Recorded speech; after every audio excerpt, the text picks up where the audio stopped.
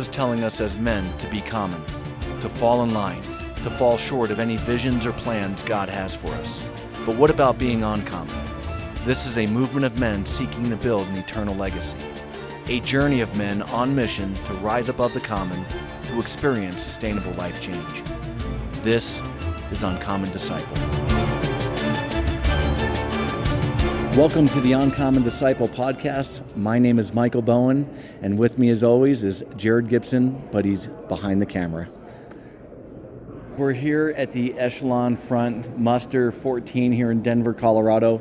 And you'll notice this week we're a little late getting an episode out because we were here not only attending, but we're volunteering at the America Mighty Warrior booth with Debbie Lee, Mama Lee, who you will hear on this episode.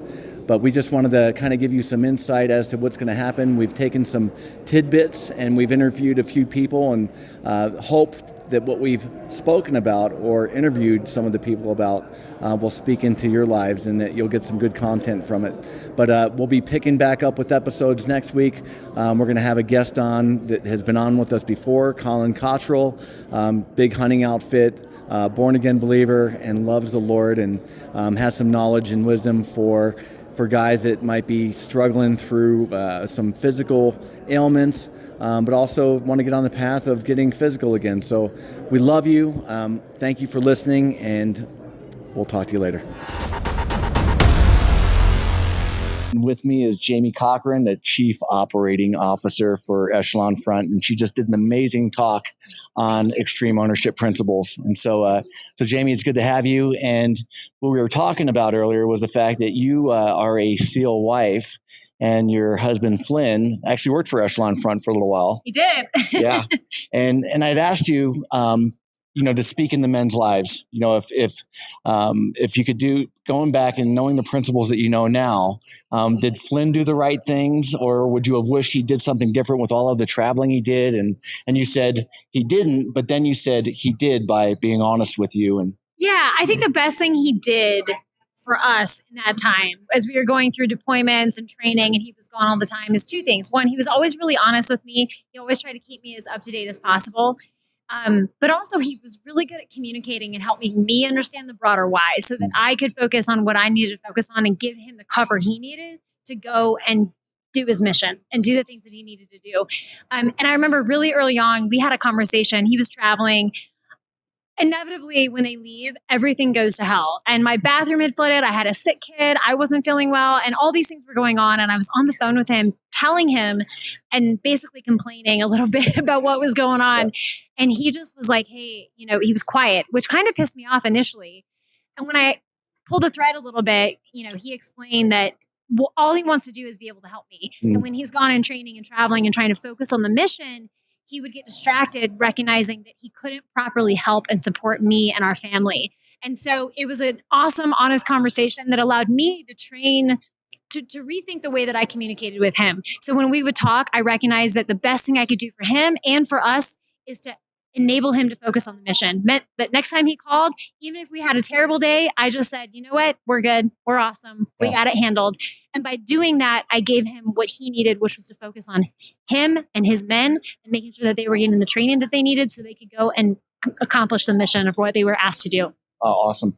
There was one thing, my wife and I were talking, you got to meet her. Yes. And we said, it would be awesome if Echelon Front did like a marriage conference, right? So you told some stories at the end about some success stories, but for people that might be struggling in marriage, how can they implement some extreme ownership principles to improve their marriage? Listen, that's what's really cool about these principles is that the book was written obviously as in application to business, but the best examples I have seen in my time at Echelon Front is when people apply them in their lives, whether it's dealing with their children, their spouses, their friends, or community members, or even within themselves. These principles apply. So the best thing you can do in your marriage is look for ways to cover and move for each other. Apply that first law of combat, build that relationship, prioritize that relationship, understand what your partner needs and how to support in that. The second thing you can do is learn how to communicate simply, clearly, and concisely, and communicate in a way that's effective so that you guys can get done the things you need to get done and understand how to support one another. The third thing you can do is prioritize and execute. We've got a lot of pulling priorities and things overwhelming on our plate. And the best thing we can do is keep focused on the things that are going to help us accomplish the mission And then lastly, that understanding the why, decentralized command, empowering your kids to lead, empowering each other to help and solve problems together, but really getting clear on the why. What's the why for our family, and how do we do that together as a team? That's going to help you succeed. And you can only do any of that if you have that first mindset of extreme ownership in applying this mentality that everything is my fault. I can own the problem, but more importantly, I can own the solution.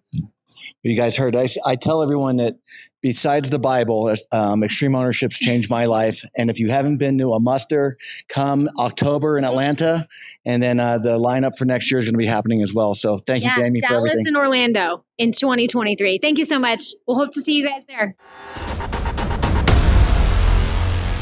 Hey guys, I'm here with Carlos Mendez, instructor for Echelon Front, leadership instructor. And he just finished doing a talk here about the importance of relationships. And we were able to spend some time with them. And one of the things we often get asked a lot is guys ask questions relating to, hey, I don't like the job that I'm in, or I'm looking to change careers. And a lot of times they ask, what advice would you give someone to do that? So just to give you a little backstory, Carlos is a former Navy SEAL, enlisted medic, and a sniper and team lead. Sure. Team lead. Yeah. They went to officer candidate school, and now he is an instructor with Echelon Front. But he also was an investment banker when he left. He went to business school, was an investment banker. So Carlos, talk about the decision you made to leave the teams and then transition into the business world, and then transition into a leadership instructor role here at Echelon Front. Yeah, absolutely. So when my wife and I made the decision to retire from the Navy, it was, because I'd been deployed for so many years. On average, you're gone well over 200 days out of the year. And I wanted to slow down and take some time to be with my family. And I also wanted to provide a life for them that, I didn't have growing up. I felt like I'd been in the government sector for so long. And, selfishly, I wanted to give my family more. So that's why I became an investment banker. And once I started doing that, it was very taxing as well. So even though I was home, I was working like 90-hour weeks easily. Harder than being a SEAL deployed? I would say harder because I'm sitting at a computer now, right? It's not as exciting. So time goes by fast when you're in the teams because you're doing something physically. So you're not seeing how fast that time goes by. But as an investment banker, you're sitting in front of that computer, you're building these financial models till 3-4 in the morning. Sure. And like I said, I'm getting phone calls on Sunday morning at 3-4 in the morning. If they call, guess what? I got to get up and I got to take care of whatever it is that they're asking for. I couldn't sit down and have dinner with my family. And so I stopped and I thought about it. I'm like, I got out of the Navy to spend more time with my family, and I'm actually spending less time with them. Because at least in the SEAL teams, when I was home, I gave them my full attention. Whereas like now it was this constant, my phone is just constantly ringing. I'm constantly having to go into the office. And I think the breaking point for me was, in my family, we go to church every Sunday. And so I was at church with my wife and my son, and I get a phone call from my managing director.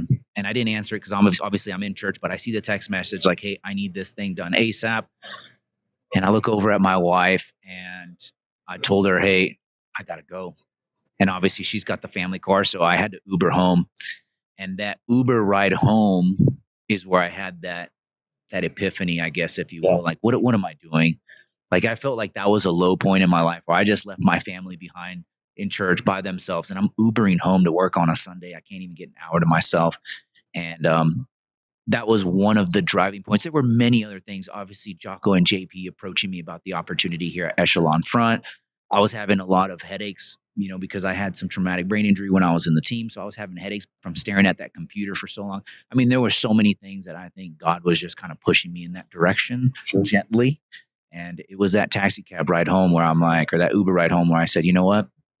I don't want to do this anymore. Like, I'm not spending enough time with the family. And obviously now I'm sacrificing the time that I've always set aside to, dedicate to my faith.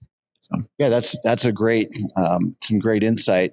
You believe it was the Lord pressing your heart on that Uber ride home as you were sitting there considering, and I'm just leaving my family at church right now to head home to a job that's not fulfilling me.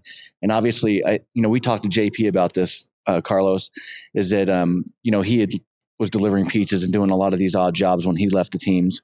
And Jocko had said to him, JP needs a new mission.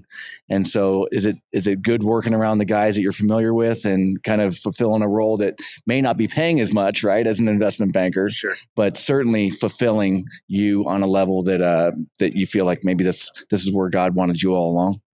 Yeah. So, one of the things that got me to work with Echelon Front is JP and Jocko had a client who about 60% of their employees only spoke Spanish. So they asked me to come out and just translate as a favor for them. And, JP's like a brother to me. So if he asked me for a favor, I'm going to do it for him. So I went out there, I did it. And at the end of the day, I saw the impact that it made on that organization, like how many changes they were wanting to make. And that's when I realized that I need fulfillment in my life, because I had that fulfillment being in the SEAL teams, right? I had that opportunity to serve, if you will. And when I did that job, I had that feeling again. So I went home and I told my wife, I told her, hey, I think that I need some fulfillment in the job that I do. And no matter how much, because listen, the bank just kept throwing money at you. And at that point in time, there were some articles that were coming about how many hours you're working. And so there was this big push for retention. And so they just kept giving you more bonuses and giving you raises. And that's when I realized, like, you can't give me enough money to keep me here. Like, I need to do something that I feel good about in my life. And Echelon Front was that for me. So I've been pretty happy ever since. I'm working with people that I really love. Everybody, the culture here is amazing. And I love talking to different people from different companies, and it's been awesome. So I would sum it up to say that conviction, prayer, and purpose kind of sums up your decision-making process for leaving the investment banking, coming into this role. And you guys, we're here. I think it's my 10th muster. Yeah. And I'm friends with JP, and there's always a good connection there. We're at the American Mighty Warriors booth. So, and now I met you last year, I think, at one of the musters. JP introduced me to you. So you're just a great dude, and we love seeing you, hearing what you have to say. So thanks, man, for having on. Thank you, brother. I appreciate you having me, man. Yeah, man.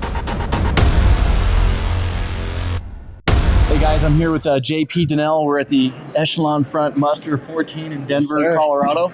And one of the questions that we get often is, for guys that travel, what are some things that you do to stay accountable spiritually on your travels? So I just started a Bible study. So I bring that Bible study with me. I have my Bible with me. And one of the things I do is I set my alarm on my phone is on top of my Bible. So when I get up out of my bed, and it's not right by the bed, I can't touch it. I have to get out of the bed, walk across the room, turn it off. I have the Bible there. And then I just, like this morning, I read Proverbs 16 because it's the 16th day of the month. And tonight I'll do the Bible study because it's going to take a little more time. And this morning, we was up at 3:30 this morning. And so that's what I've been doing is trying to get a book of Proverbs in each day and then following the Bible study. And it's helped me with the accountability because when I'm doing that, it's keeping me more present in the Word. I'm listening to praise and worship.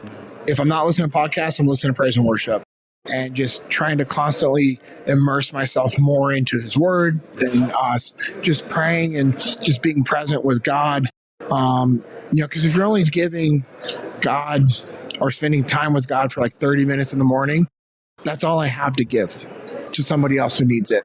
And so I've been trying to really just be a little more present and just be disciplined with it. Dude, you had a slide up in one of your presentations today that says, the enemy thanks you for not giving 100% today. Yes. And so guys that travel or that are out of the house often for work succumb to temptations, right? 100%. So what would you say to guys to keep them safe, when they're traveling or if they're out in town with their friends, at a sporting event? What are some things to do to not give the enemy a foothold? Well, you can't go out there and be complacent. You have to know that when you're on the road, you're away from your spouse, that's when the devil's going to try to creep in. He's tried on this trip at the muster. And I was like, nope, I know what's happening. It's spiritual warfare. And if you understand that you are in spiritual warfare, then you can fight back. You're in battle, fight back. Don't just be attacked. You're not going to sit back and be attacked. If you know you're in a fight, you're going to fight back. Just know that you're in a fight every single day when you wake up. From that complacency and from the enemy trying to creep in. Nice. And then one last thing. You were recently promoted to Chief Training Officer or CTO for Echelon Front, which hearing your testimony quite a few years ago, people don't know what that means. Meaning that that the Lord has led you to this part of Echelon Front's leadership team, and I know that you are totally grateful for it. But how do you stay humble when you get a promotion like that, and you're getting called out on major platforms now to speak and to do these things? The title legitimately means nothing to me. It's the fact that I have a seat at the table still, and I try to remind myself daily, I have to earn the seat at the table. It doesn't matter what the title is. It doesn't matter. I understand the mission of Echelon Front, and the title, it doesn't determine what I do moving forward. So, and with SEALs, you have to earn your trident every day. Isn't that one of your codes? Yes, it is. Yeah, I didn't even think of it that way. But I just try to earn my seat at the table every day. And the title, it's cool to think of like where I come from, high school diploma. That's it. But it's an opportunity that God gave me, and I haven't done anything without God's actual blessing and approval and Him opening the doors. He gave me the opportunity. I took action. That's all there really is. Yeah, and knowing JP, he does his work unto the Lord, and knows that any giftings he has is from God. 100%. He gave it to me, and He can take it away. Amen. Well, good talking to you, brother. Thank you, brother. Appreciate it. With me is Erik. Erik is a board member for a security firm. Right. So it's the Faith-Based Security Network. We're a 501c3 nonprofit. We're the largest organization that supports security teams at houses of worship in this country. So small churches, big churches, religious schools. We provide mentorship and support for the teams that help people keep people safe, keep the congregants safe in those houses of worship. Now listen, we do a men's discipleship podcast, right? So if you were to speak to some men about safety and security, what are some things that you pick away from the organization that you're involved with? So the most important thing for me, and I really appreciate the time, sincerely, is to have an intentional safety and security ministry in place and make that a ministry. It's truly a ministry, and you have to have people with a heart to serve over and above everything else. But that intentional plan in place is the most critical thing. Got it. How can they find your organization? So info at fbsnamerica.com gets you to our webpage with our history. My president, Carl Chen, has been involved in some challenging things, including being taken hostage at Focus on the Family. Info at fbsnamerica.com. I'd give you my cell phone number, but I don't know if you have 1 million subscribers. Yeah, great. Thank you so much, man. We have a very special guest. We call her Mama Lee. It's Debbie Lee. She's the founder and CEO of America's Mighty Warriors. Hi, Debbie. Hey, how are you doing? It's good to be here today. Doing good. Hey, so we've spent the last couple of days together, and we've had the chance to serve with you at your table and see all the awesome things that the foundation is doing. So, we do a men's discipleship podcast here, and a lot of guys call us with various struggles, spiritually and physically. And so we wanted to talk to you a little bit about what are some of the things that you see coming through the foundation with veterans and guys struggling with PTSD and other things. Well, and I think there's a lot of different things that impact that. Our Veterans for Our Helping Heroes Heal program are either diagnosed with post-traumatic stress or traumatic brain injury. There's a lot of things that they're struggling with, pain, whether it's physical pain, emotional pain, spiritual pain.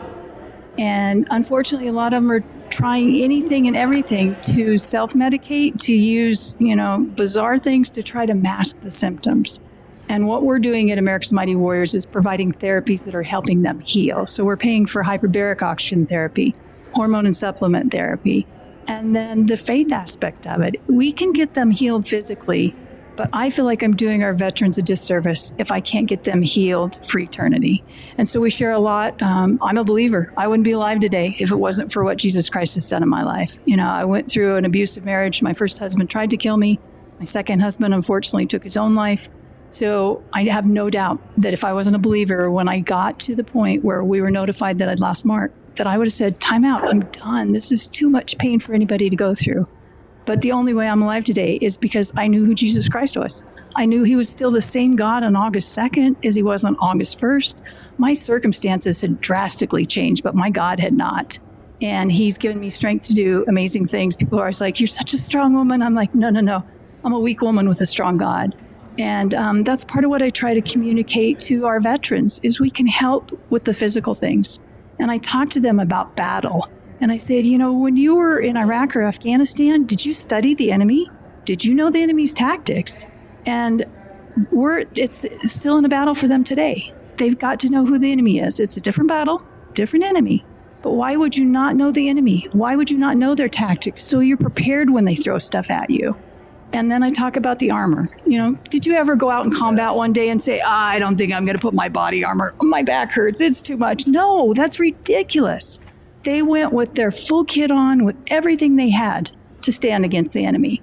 And it's no different now. That battle, you got to put your full armor on. You got to be prepared to stand against the enemy. James tells us if you resist the devil, he has to flee. But it's our responsibility to do that resist part. And so I encourage them to be able to do that, to stand in the strength that God gives you and the healing that he provides.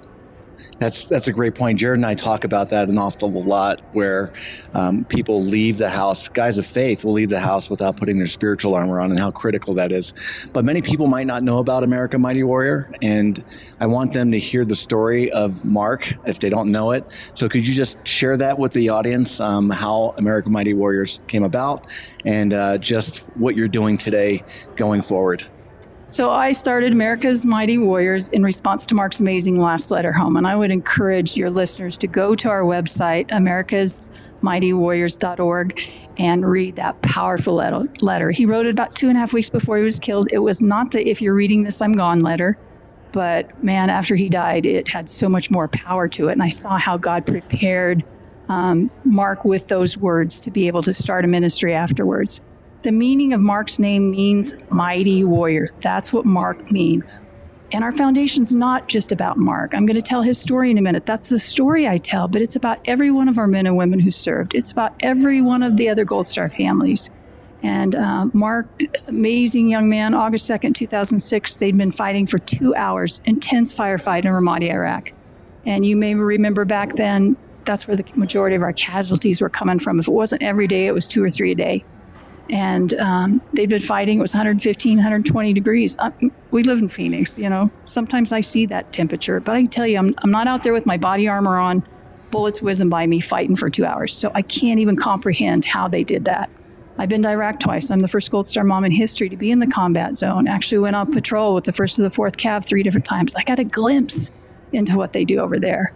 But I can't imagine 115, 120 degrees for 2 hours. Marc carried the big gun, so he carried anywhere from 150 to 180 pounds. Put those three things together, you and I wouldn't be still standing. And Marc's buddy Ryan had been severely injured. Sniper got him in the face. He fell to the ground. There were 4 that were on the rooftop. 2 of the SEALs dropped to their knees to help him. Marc could have made that very same choice, but his choice that day was to stand up in the line of fire. He knew he had the big gun. He knew he could lay down some suppressive fire, but his hope was they could get the medic up to the rooftop. And they got him up there, and he took one look at Ryan and said, "We got to get him out of here immediately, or there's no chance for survival." So not just once, but then a second time again by himself, he stood up in the line of fire. He knew he's right where the sniper probably had eyes on him, and he knew he could be giving up his life. I mean, he knew where he was going when he was done. He was a believer, wasn't concerned about that, but still, that's a tough choice to make. And they got Ryan out of there. They sent him off for medical attention. And they headed back to the base, which I'm proud to tell you was named Camp Marc Lee in his memory. And I got to visit there in 2007. I got to bring back some of that soil from where he served. But they got back there, and they were pretty sure at that point Ryan probably wouldn't survive his injuries. He did survive 3 more years. But at that point, they didn't think he was. And they're trying to embrace their minds to get ready for that news. And the chief came in and said, "We just found 30 insurgents that just attacked us." And without hesitation, Marc said, "Roger that. Let's go get them." I've been over there. There's a Marine base on the other side, a big base. And I think if it had been me, I'd have said, "Go get some Marines that are fresh and haven't been out and are gung-ho ready to go." But that's not who these guys are. And so Marc looked at his chief and said, "Roger that. Let's go get them." And so they went back into Ramadi. They cleared several houses, and they went in the last house Marc would be in. cleared the bottom of the house and they started up the steps and they heard Marc yell, "On me." And you served, you know what he was saying? He was saying, "I got the lead on this. You guys follow me. We got a mission we got to accomplish together." And as he did that, they drew fire through a window, and Marc made the choice the last time to stand in the line of fire and willingly gave his life to save his teammates. And that trickles down to you and to me and the freedoms that we enjoy every day. And I've been a widow for 28 years, and God promises to be a husband of the widow and a father to the fatherless. And I've seen him provide over and over. And when my kids were little, they'd come ask for wisdom. Half the time, I had no clue. And I'd say, "Go ask your daddy." And they knew that meant to be in the Word or on their knees, asking God for his wisdom. So I tell people it's no surprise what Marc did. You know, he followed his daddy's footsteps. Christ laid down his life for us for an eternity so that we could be free from the consequences of our sin. Marc laid down his life so we could be free here in America. Is that why you chose John 15:13 as Marc's verse? Yep. Greater love has no one than this, than to lay down their life for their friends. And that's on the inside of all the bracelets that we have. It's on the back of a lot of our shirts. You've got one of them on today. But and that first example was Christ. That's what he did for us. He calls us friend. And I think that's a really important thing for those who are struggling to remember. What better friend could you have than Jesus? Amen. Hey guys, this has been an incredible time with Mama Lee.